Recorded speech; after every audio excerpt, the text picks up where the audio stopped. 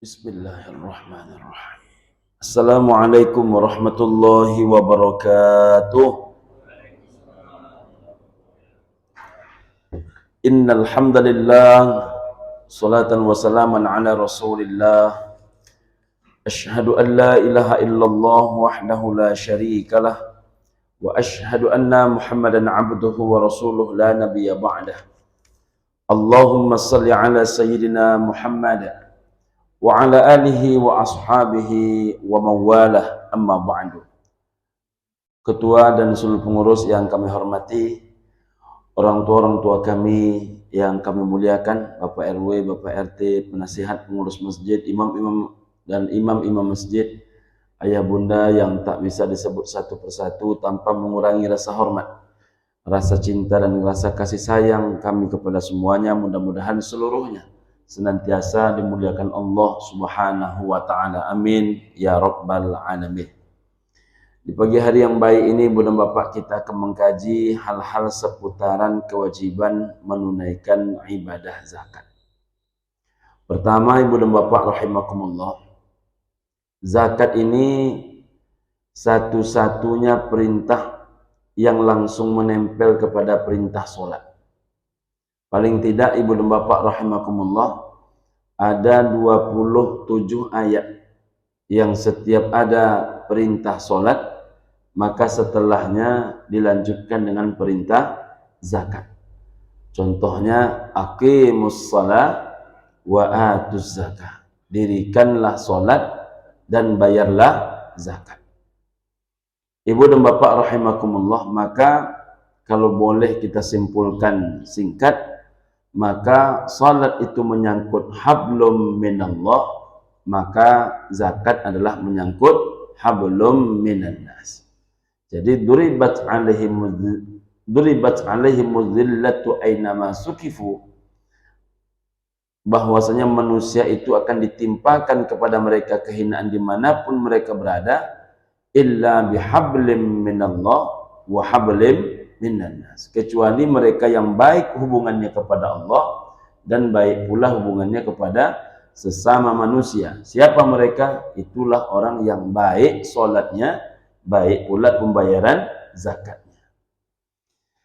Saking pentingnya zakat ini, Ibu dan Bapak rahimakumullah, Nabi SAW memerintahkan langsung, tidak hanya kepada sahabat-sahabat yang di sekitaran beliau di kota Madinah, bahkan kaum muslimin yang jauh dari kota Madinah seperti di Yaman, itu langsung ditugaskan utusan khusus untuk menjemput zakat mereka. Mana contohnya, Ibu dan Bapak? Nabi memerintahkan Abi Dzar, ya Abazar, hai Abi Dzar, pergilah engkau ke Yaman. Jadi berarti menjadi utusan Nabi SAW. Pergi engkau ke Yaman, lalu kumpulkan zakat orang-orang Yaman. Setelah dikumpulkan zakat orang-orang Yaman itu, bagikan zakat orang Yaman itu di Yaman. Nah, inilah salah satu dalil yang menjadi alasan bahwa di mana bumi dipijak, disitulah langit dijunjung. Di mana piti didapek, disitulah zakat dibayarkan. Di Pekanbaru nih banyak yang tak terjadi, Ibu dan Bapak rahimakumullah, mencari duit di Pekanbaru, membayar zakat keluar Pekanbaru. Ini terjadi di Pekanbaru. Padahal Abi Dzar diperintahkan oleh Nabi memungut hak-hak orang fakir miskin ini kepada setiap muzaki, dan zakatnya itu bukan dibawa ke Madinah, tapi zakatnya dibayarkan di Yaman. Nah, itu pertanda di mana rezeki didapat, disitulah kemudian kewajiban zakat untuk ditunaikan. Ibu dan Bapak, ayah bunda rahimakumullah, kemudian diperkuat juga oleh Nabi adalah orang yang asli kota Mekah tempat kelahirannya. Tapi seumur hidup Nabi selama di kota Madinah, tak pernah sekalipun Nabi membawa zakatnya ke Mekah. Jadi membawa zakat keluar kota itu tidak ada sunnahnya. Bahkan sahabat-sahabat Nabi, betapa kayanya Abdurrahman bin Auf, betapa berlimpah ruahnya harta Utsman bin Affan. Tengok satu kisah saja. Pernah tidak ada satu kisah yang mengkisahkan bahwasanya Utsman bin Affan dan sahabat Nabi yang lain seperti Abdurrahman bin Auf menghantarkan zakatnya ke kota Mekah? Tak pernah. Mengapa demikian? Karena kewajiban yang mesti diselesaikan oleh setiap orang berada, orang kaya, orang yang memiliki kewajiban zakat, itu menyelesaikan orang terdekat di lingkungan pinggangnya.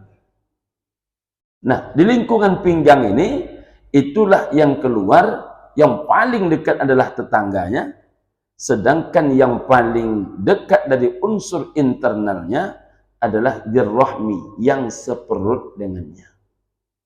Nah, ibu dan bapak rahimakumullah, maka kalau kita tengok data penerimaan zakat di Pekanbaru, nah ini masih sangat jauh dari harapan kita.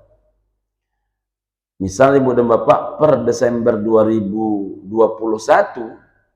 dengan jumlah penduduk 1.300.000 orang, zakat Pekanbaru itu hanya 6,4 miliar. Sedangkan Siak dengan jumlah penduduk hanya 400.000 orang, jumlah pendapatan zakat mereka 27 miliar. Jumlah penduduknya lebih 3 kali lipat kita, tapi jumlah pendapatannya hampir 5 kali lipat mereka. Kok bisa macam itu? Kemudian per Desember 2022 itu sudah mulai masif kita menyampaikan tentang ini. Naik sedikit jumlah pencapaian zakat di Pekanbaru. Pekanbaru naik menjadi 9.170.000.000, sedangkan kemudian di Siak tetap di angka 27 miliar. Desember 2023 membaik lagi dia. Pekanbaru 17 miliar, Siak tetap di angka 27 miliar. Saya berharap kemarin di Desember 2024 itu terjadi lonjakan di atas 20 miliar. Tapi rupanya kembali turun ke angka 15 miliar. Nah, padahal ibu dan bapak rahimakumullah, seluruh ulama-ulama besar itu tinggalnya di Pekanbaru. Artinya masifnya dakwah zakat ini sebetulnya di Pekanbaru, tapi anehnya tidak terkumpul zakat di Pekanbaru. Padahal ibu dan bapak, santai saja kita kalau terbukalah relung-relung hati jamaah ini memahami zakat, santai saja kita. Zakat Pekanbaru itu paling tidak menyentuh angka 89 miliar. Tapi kalau kita agak sedikit kuatkan, serius bang, maka paling tidak zakat Pekanbaru ini menyentuh angka 120 miliar. Kalau zakat itu menembus angka 120 miliar, itu mau kemana pun anak-anak Pekanbaru ini kuliah di luar negeri, tak usah dia memikirkan beasiswa, karena dana itu semua terkumpul. Sekarang Pak miris Pak. Jadi mohon maaf, sudah di ujung-ujung mau selesai S3, akhirnya mengundurkan diri. Saya tahu itu karena saya dianggap orang masih orang zakat, tempat cerita orang. Orang bercerita, akhirnya mundur. Sedang beria-ia bang, di semester 2-nya atau semester 3-nya di S2, akhirnya mundur. Berapa banyak anak-anak yang mampu sebetulnya sekolah dengan baik, cerdas dia, tapi karena orangnya tak mampu, orang tuanya tak sanggup, akhirnya tak berlanjut sekolahnya, tak berlanjut dia di rumah tahfiznya, di pondok tahfiznya. Banyak sekali, miris sekali. Ini terjadi di Pekanbaru. Yang uniknya, jumlah pegawai negeri ASN di Pekanbaru ini jauh di atas Padang. Jauh di atas Padang. Tapi jumlah pendapatan zakat Padang jauh di atas Pekanbaru. Coba bayangkan itu. Kok bisa itu? Padahal hotel terbanyak ada di Pekanbaru, ya kan? Kalau usaha-usaha terbanyak, jangan ditanya lagi. Pekanbaru ini dari zaman Pak Jokowi kemarin sampai hari ini katanya tempat investasi terbaik tingkat nasional. Jadi orang kalau nak berinvestasi ke Pekanbaru, artinya orang-orang berduit datang ke Pekanbaru. Tapi rupanya zakatnya tidak di Pekanbaru. Nah itu. Yang lebih mengejutkan lagi Ibu dan Bapak adalah tentang ketika terjadi penggalangan dana untuk Palestina. Jadi ketika terjadi penggalangan dana untuk Palestina, dititiplah uang ini ke lembaga zakat masing-masing. Apa yang terjadi kemudian? Pekanbaru sebagai tuan rumah, itu langsung Tuan Guru Ustadz Abdul Samad yang memimpin acara itu di Masjid Raya An-Nur. Mungkin Gus masih ingat. Berapa jumlah sumbangan masyarakat Pekanbaru untuk Gaza Palestina? Terkumpul waktu itu kalau saya tak salah 83 juta rupiah. 83 juta rupiah. Berapa sumbangan masyarakat Siak yang dititip melalui lembaga zakat mereka dihantar ke Pekanbaru? 1,3 miliar. Ini sangat miris itu. Sangat miris. Tuan rumahnya kita, yang datang ramai kita, tuan gurunya tinggal di tempat kita, tapi 83 juta. Maka kita bingung juga, kemana pergi zakat mereka, infak mereka, sedekah mereka. Kalau dikatakan, karena lembaga zakat banyak Pak Ustadz. Kalau untuk Gaza, Palestina itu tak ada banyak-banyaknya. Yang mengadakan tuan guru, tempatnya masih An-Nur. Mestinya zakat terbanyak itu, pemberian terbanyak, infak terbanyak itu Pekanbaru. Tapi perbandingannya 83 juta dengan 1,3 M. Pembanding. Tak tahu kita bagaimana cara menyelesaikan dunia persilatan dalam hal zakat ini.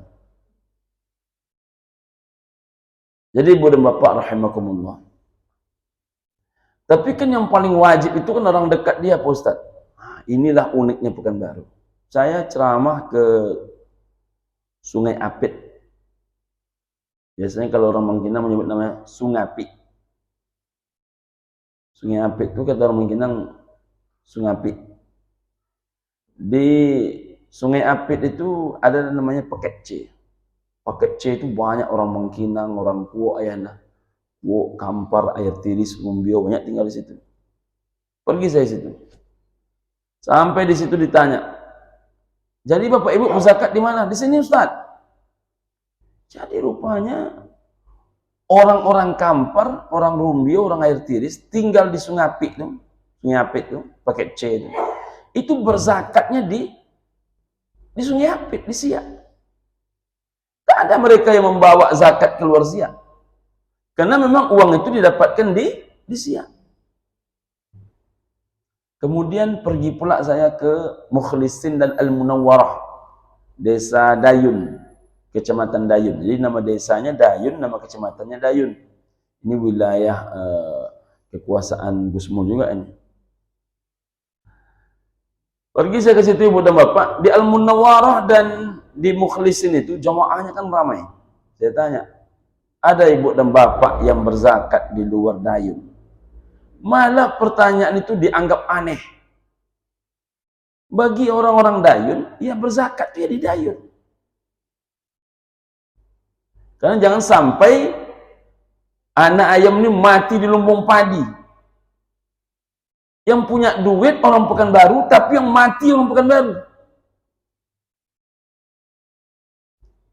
Ada curhatnya Pak Muflihun kepada saya. Lama saya termenung di situ. Jadi Pak Ustadz katanya, waktu beliau masih menjadi PJ, saya akan diundang acara Pak Ustadz. Hadirlah salah satu bupati di tempat acara itu. Dia dari luar kota Pak Ustadz. Apa katanya kepada masyarakat Pekanbaru Pak Ustadz? Cari piti banyak-banyak di Pekanbaru kok. Setelah dapat piti banyak-banyak, bangun kampung. Tersentak hati saya Ustaz katanya. Jadi suruh cari piti banyak-banyak di Pekanbaru kok. Setelah dapat piti bangun kampung. Yang kedua Pak Ustaz kata dia, cari piti banyak-banyak di Pekanbaru kok. Habis itu tolong bantu orang susah di kampung. Tak ada dia menyebut satu pun kata Pak Ustaz menolong orang Pekanbaru Pak Ustaz. Tersentak saya Pak Ustaz. Jadi ada orang berpikir macam itu. Padahal Dia tak pula lahir di kampung yang dia maksudkan itu dong. Dia tahun 58 dah tinggal di Pekanbaru. Tahun 58. Dah lahir dia di Pekanbaru. Lalu dia punya anak tahun 78 di Pekanbaru. Dia punya cucu tahun 2003 di Pekanbaru. Coba bayangkan itu. Sudah 3 generasi. Bahkan yang lahir tahun 2003 itu sekarang umurnya hampir pula 22. Dan mulai pula menengok-nengok jodoh. Rencananya menikah dengan orang Pekanbaru dan tak tertutup kemungkinan 2005-2006 dah punya cicit pula dia di Pekanbaru. Tapi tetap tak mau dia mengakui Pekanbaru. Ini miris. Mungkin kalau kampung lebih dekat kampung saya dibandingkan kampung bapak ibu. Saya 45 menit sampai. 45 menit sampai.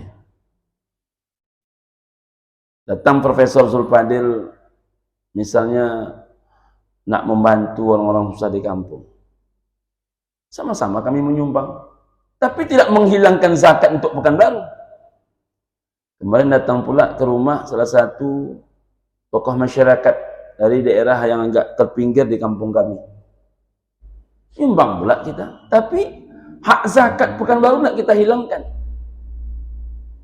Karena di depan kelopak mata kita itu begitu banyak orang susah. Entah mana yang nak dibantu, saking banyaknya.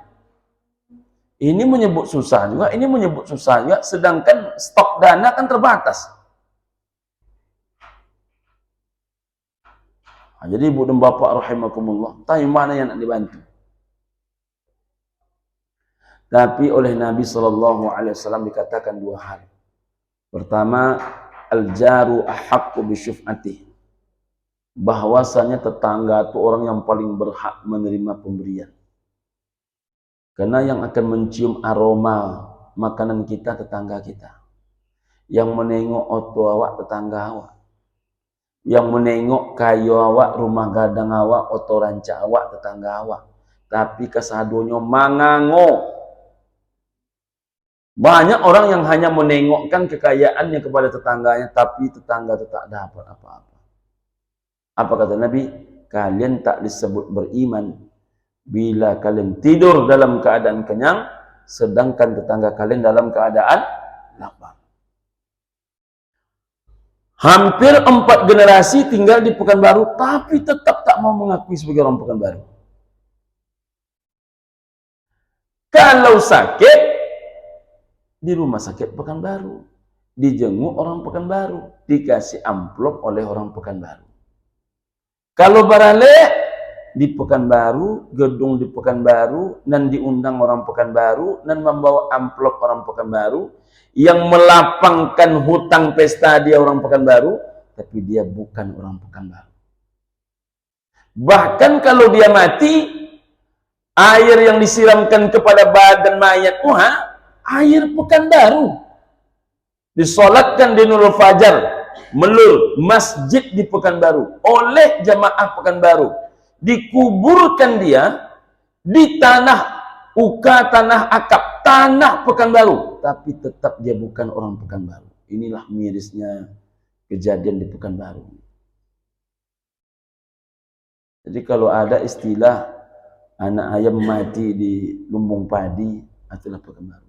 Sudahlah dana Pemko-nya defisit kita hari ini. Tambah pula orang kaya tidak mau peduli berzakat di Pekanbaru. Saya banyak melobi orang-orang kaya untuk zakat. Tahu betul saya prinsip orang Pekanbaru.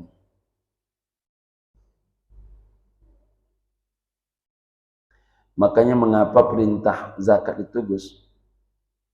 Khudz min amwalihim. Ada perintah paksa. Siapa yang bisa memaksa itu? Penguasa. Makanya kata para ulama, amil sebenarnya itu adalah presiden. Amil di bawah itu bernama gubernur. Amil di bawah itu namanya wali kota. Saya dah ngomong ini kemarin sama kepala daerah, tak bisa macam ini. Tapi karena Pak Prabowo Subianto ini banyak pula tugas dia, mulai urusan efisiensi sampai kepada urusan pagar laut, banyak diurus dia. Maka bahagian zakat ini dititipkannya kepada berbagai lembaga zakat. Ada namanya Basnas, ada namanya IZI. Saya tengok kalau di Nufajar kan IZI. Ada namanya Lazismu, ada namanya lain sebagainya, banyak sekali. Nah, ibu dan bapak rahimakumullah,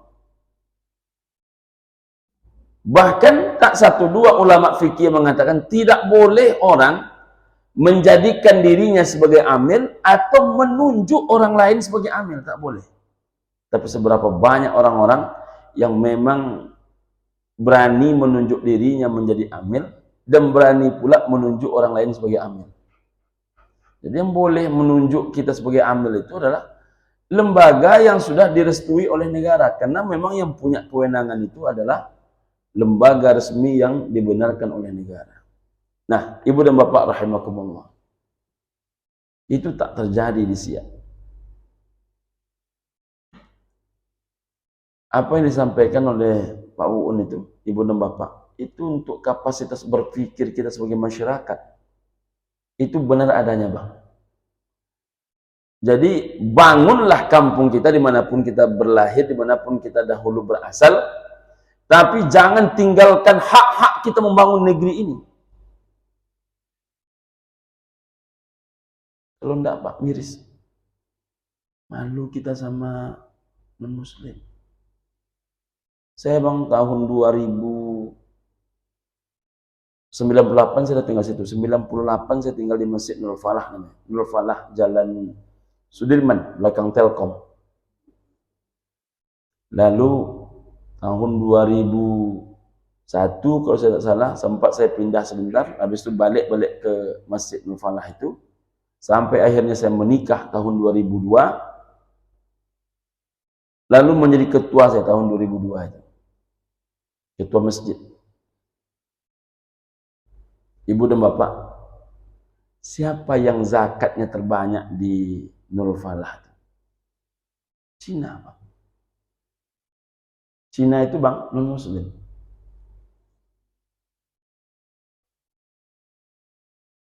Luar biasa jiwa dia. Apapun acara, Gus, di Nurul Falah itu, di masjid itu, tak muat parkir, maka rumah dia lah yang menjadi tempat parkirnya. Itu rumahnya ibu dan bapak pas di samping HKBP itu. Samping gereja HKBP itu. Itu semua. Bahkan saya, ibu dan bapak, kalau mau ke rumah mertua, tempat parkir saya pun di situ. Buka pintu pagarnya sendiri, tutup sendiri. Tak pernah dia sekalipun bertanya. Walaupun kemudian kita parkir sudah dekat dengan pintu rumahnya. Begitu lapangnya pemikiran dia. Dan setiap datang masa zakat, dia datang ke masjid, membawa tanpa pemberitahuan, paling tidak 10 karung beras terbaik itu.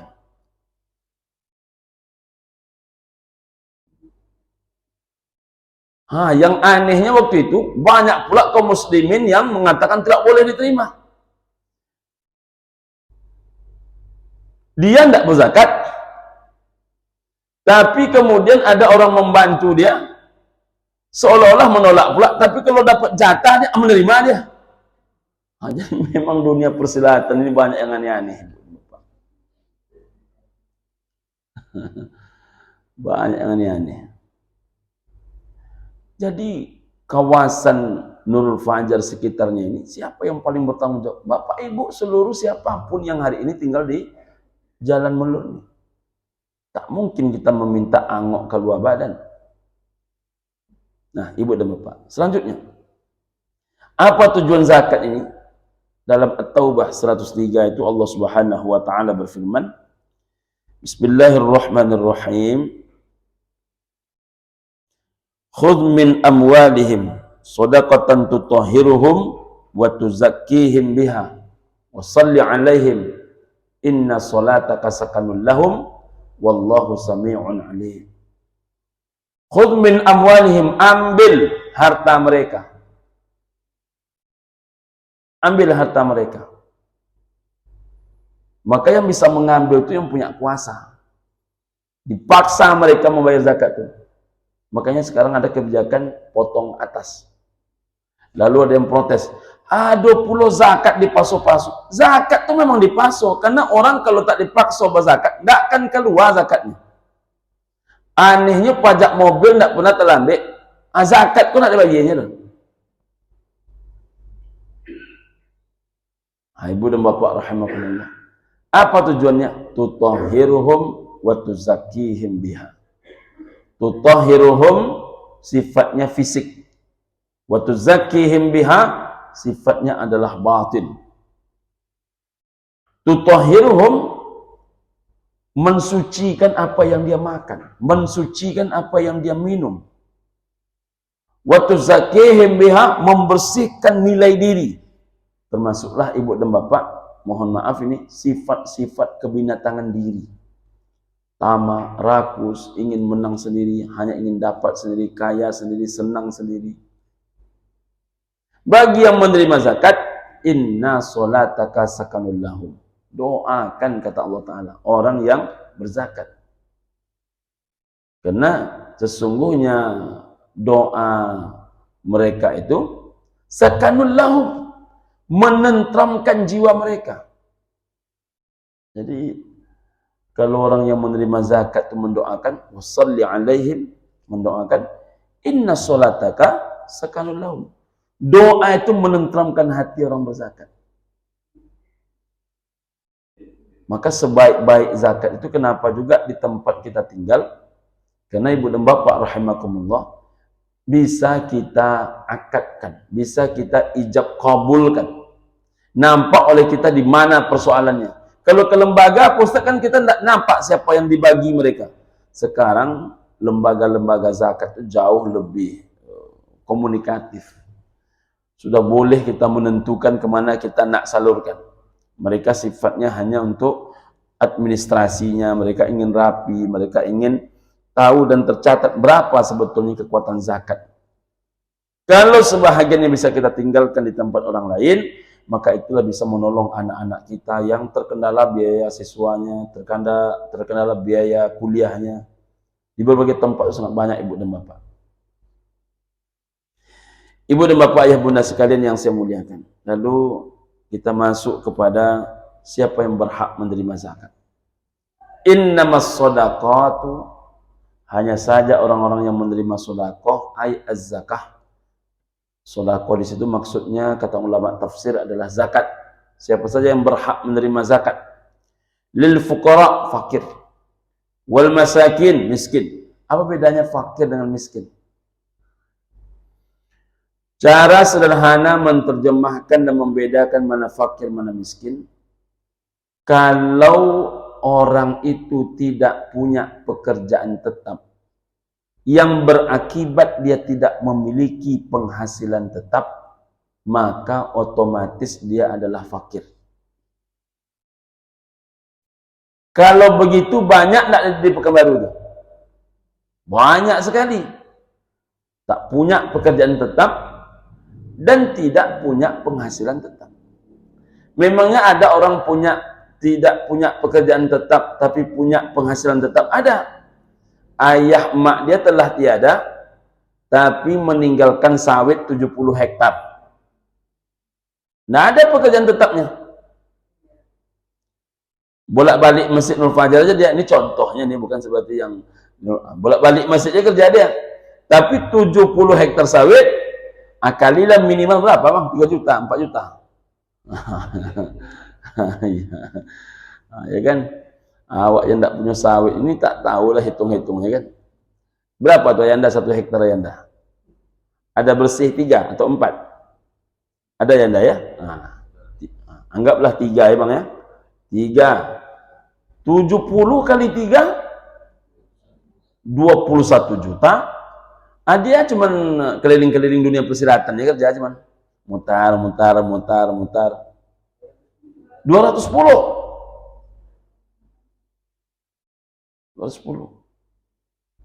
Saya pernah diajak oleh orang Pekanbaru naik ke hotelnya. Tak kita sebutkan namanya ini. Jadi Pak Ustadz katanya, mulai pojok sana Pak Ustadz, sampai pojok sana tuh Pak Ustadz. Itu kita semua tuh Pak Ustadz. Mak saya bilang, berapa ratus hektar itu. Bahkan ada salah satu calon pemimpin daerah waktu itu ngajak saya duet. Pokoknya Pak Ustadz jangan pikirkan duit. Saya ini sawit lebih 1000 hektar Pak Ustadz.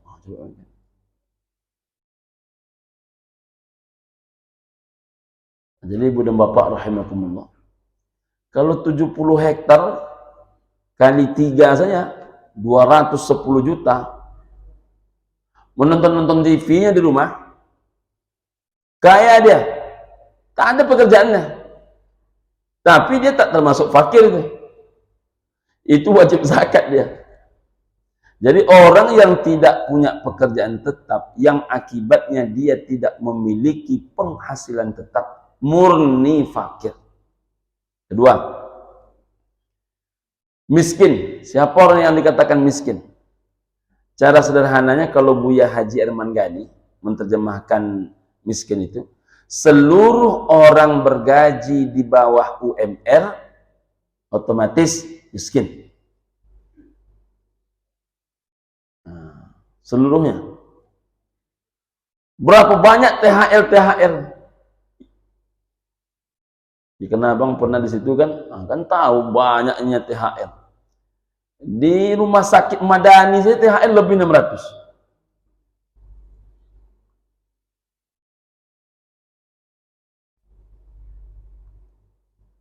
Berapalah gaji mereka itu?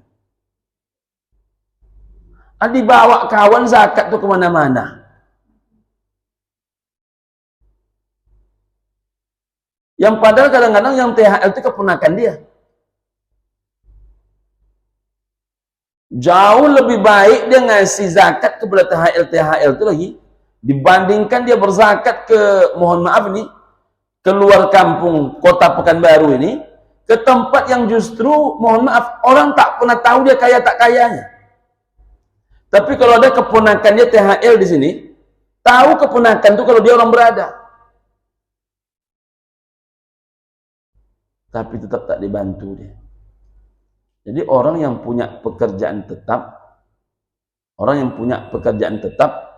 tapi pekerjaan tetapnya tidak membuat cukup kebutuhan wajibnya, itu dia adalah orang-orang yang miskin.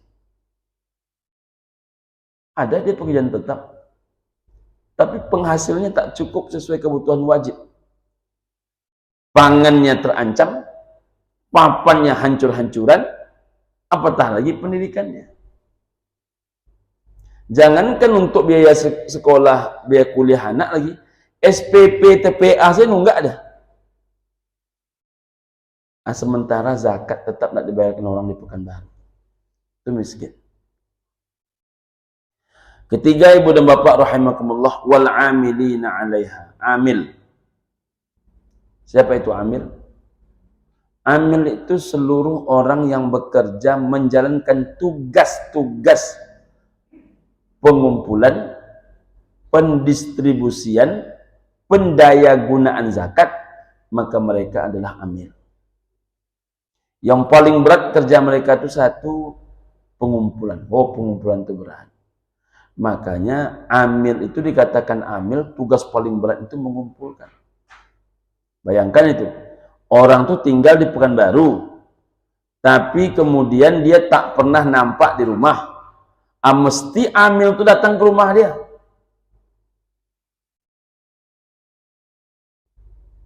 Karena ada orang kalau tak dijuluk, tak datang zakatnya bang. Datang amil ke rumah dia, diingatkan dia. Itu berat tuh.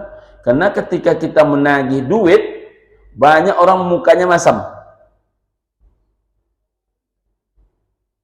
Ibu dan bapak rahimakumullah. Yang kedua, selain pengumpulan, yang kedua adalah pendistribusian. Itu berat itu. Berlaku adil dalam SOP-nya, Dalam KKM-nya, kriteria ketuntasan minimal zakatnya itu, apa yang bisa kita lakukan? Dikasih data 137 mustahik yang berhak menerima zakat. Berani nak kita mencoret orang yang tergolong tak layak? Karena saya tengok kadang-kadang ada orang punya NMAX tapi menerima zakat juga.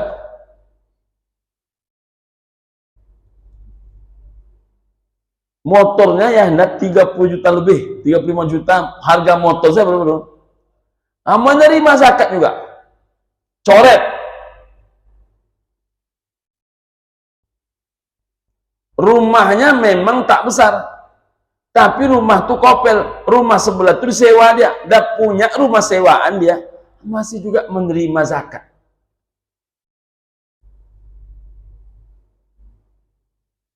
Bahkan ada orang yang sudah mulai kredit Avanza, masih juga terima zakat. Nah, maka ibu dan bapak rahimakumullah harus berani mencoret-coret. Saya waktu mencoret-coret itu bang, coret. Dari 137 tinggal lagi 34 orang. Mengamuk sebagian besar warga itu. Selama kami di Sikoha, semasoinya menjadi pengurus sekolah, hilang bagian kami. Karena ada orang berpikir kalau dia tak dapat berarti kita memusuhi dia. Padahal kita ini menyelamatkan diri kita dan diri dia. Jangan sampai kita masuk neraka kena zakat, jangan sampai dia masuk neraka karena menerima zakat. Tapi kalau orang palak dalam hidup ini, yang penting piti masuk. Itu kan palak namanya itu bang. Yang penting piti masuk, walaupun bukan hak dia. Sekarang ayahanda dah mulai tipis orang yang mengatakan, saya ini berterima kasih, tapi mohon maaf saya tak layak menerima. Itu jarang sekali ayahanda. Saya waktu masa Covid kemarin, kasihan saya menengok para ustadz, mohon maaf tak bisa khutbah Jumat, tak bisa sentapan rohani Ramadan. Saya cobalah nengok-nengok kekuatan tabungan, lalu saya keluarkan sebahagian. Rupanya kan teman-teman tidak sanggup kan. Waktu itu kita memang hanya murni pendakwah saja. Saya teleponlah beberapa orang, mau dia bantu, terkumpullah lumayan cukup banyak ibu dan bapak rahimakumullah. Kemudian saya cobalah menulis nama orang ini, siapa yang nak dibantu. Tapi ada 1-2 orang, Ustaz terima kasih, saya ini memang dibilang kaya tidak, tapi masih ada yang mau dimakan. Dahulukanlah orang-orang lain yang lebih layak dibandingkan saya. Itu langka sekali ayahanda. Ada ayahanda, tapi sangat langka sekali.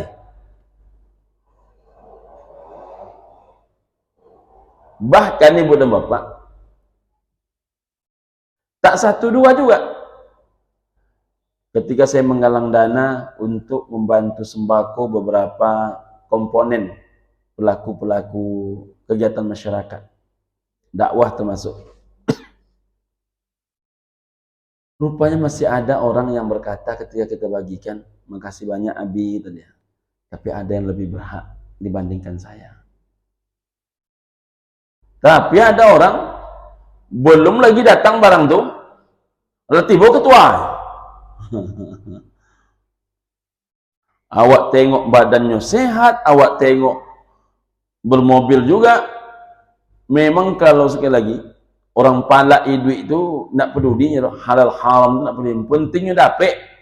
Tidak dapat dia yang mengasih itu dibenci dia. Jadi harus berani kita. Jadi pendistribusian itu berat karena harus berlaku iyo ndak layak dimasukkan, tak layak tinggalkan, dan tak peduli cakap orang. Itu berat. Termasuklah pendaya gunaan, itu berat juga. Zakat itu bukan hanya untuk konsumtif. Kalau hanya konsumtif, dapatlah masing-masing karena jumlah pembagiannya 137, dapatlah masing-masing misalnya 200.000, dibalikan setiap padeh, lah habis satu malam. Tak nampak perubahan nasib. Tapi kalau jumlah zakat terkumpul 80 juta, dibagikan hanya kepada 25 orang, 30-an orang, nah itu kan tersiapkanlah gerobak untuk jualan es tebu, tersiapkanlah kemudian alat untuk menjadi tukang tambal benen, ya kan? Selesai itu.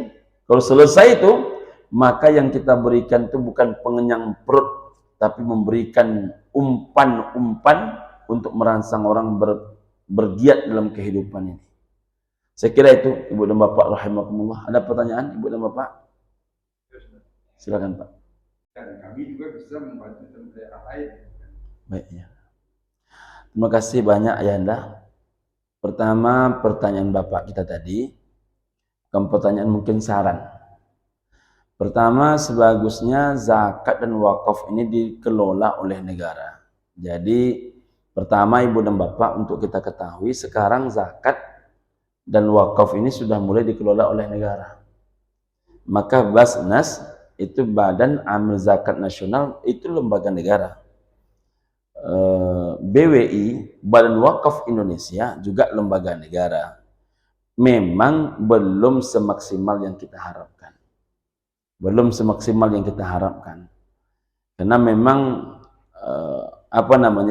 persoalan tentang perzakatan dan perwakafan ini ya complicated, Ibu dan Bapak rahimakumullah, sangat banyak sekali. Mudah-mudahan perlahan-lahan Pak makin bisa dimaksimalkan, makin bisa dibaikkan. Saya contohkan Ibu dan Bapak rahimakumullah, kalau wilayah kekuasaan apalagi DPRD, karena saya mengalami itu betul, memang Ibu dan Bapak rahimakumullah tidak seperti yang kita harapkan. Saya mencontohkan begini Pak, datang saya ke salah satu lembaga pemerintah, ada 1.200 orang yang bekerja di dalam tempat itu, dan 900 sekian Bang, itu muslim. Ketika tidak ada kepala daerah, atau yang paling bagus lagi adalah kepala negara yang langsung memutuskan mereka wajib potong zakat, menunggu mereka akan menyadari, tipis sekali. Basnas ini ataupun Badan Wakaf Indonesia itu sifatnya hanya menghimbau, mengajak. Jadi yang sadar mau dia, yang tak sadar mau dia. 1.200 yang hampir 1.000 orang muslim itu ketika diajak hanya satu orang yang mau mengeluarkan zakat. Miris. Tapi kalau kita diberikan oleh Allah Ta'ala pemimpin yang mampu bertegas dalam hal ini, mudah-mudahan ke depan zakat kita lebih baik. Saya yakin Basnas, Nazismu, Izi itu salah satu solusinya. Itu satu. Yang kedua, kalau tadi Ayahanda mengatakan bahwa beliau tahu tentang kondisi jorong, dan rupanya tidak juga orang-orang kota ini berzakat ke kampung. Jangan-jangan itu hanya mengelak-ngelakkan. Benar juga adanya sebetulnya. Kenapa demikian? Saya juga orang dari kampung, Ayahanda. Disebut pula mereka di Pekanbaru ini berzakat ke kampung. Tidak juga nampak. Tapi memang yang kita rasakan, termasuk yang bilang oleh Pak Uun itu, memang terang-terangan dibawa dan disuruh mereka cari uang di Pekanbaru, dan dibawa duit ini ke kampung-kampung mereka. Padahal ini kan kampung kita juga. Jadi kampung kita ini dua. Tempat kita dilahirkan, tempat kita mencari nafkah. Kemudian, apa yang Ayahanda sampaikan tentang Izi, itu sesuatu yang positif. Kalau ada koreksi, karena ini juga disimak oleh berbagai jamaah, termasuk mungkin juga praktisi-praktisi zakat, mudah-mudahan itu menjadi perhatian. Tapi setahu saya Ayahanda, karena saya pernah hanya di Basnas tanpa saya menyebut yang lain, di Basnas itu sekarang sudah dibuka betul peluang.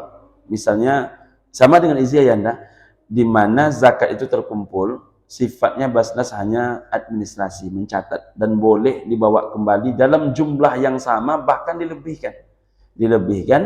Boleh dibawa kembali ke tempat kita memungut zakat. Itu boleh Ayahanda. Mudah-mudahan yang tidak merespon itu dengan mendengarkan tausiah ini insya Allah merespon. Karena mestinya Jangan sampai pula misalnya Nurul Fajar yang mengumpulkan, tapi nurul-nurul yang lain yang menerima zakatnya, gitu kan? Nah, gitu. Demikian ayahanda. Sudah jam 6:30, ibu dan bapak. Mudah-mudahan bermanfaat, barokah, insyaallah. Amin ya rabbal alamin. Billahi taufiq wal hidayah. Subhanakallahumma rabbana bihamdika asyhadu an la ilaha illa anta wa astaghfiruka wa atubu ilaik. Assalamualaikum warahmatullahi wabarakatuh.